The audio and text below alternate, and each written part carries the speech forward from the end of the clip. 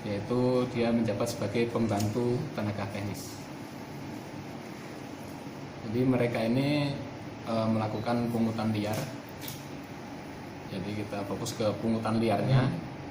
Itu di total sekitar 568.574.000. Jadi cara pungutannya yaitu dia ini, si tersangka ini mendampingi kelompok tani yang menerima bantuan untuk pengambilan bantuan ke Bank BRI unit Kuala.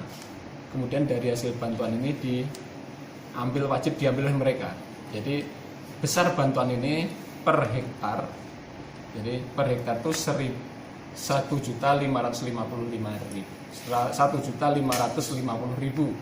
per hektar per kelompok tani.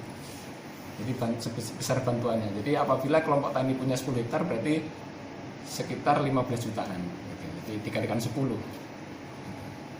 Nah, pungutan liarnya terjadi setiap kelompok tani per hektar dari 1 juta sekian ini hanya diberikan kepada kelompok tani sebesar harga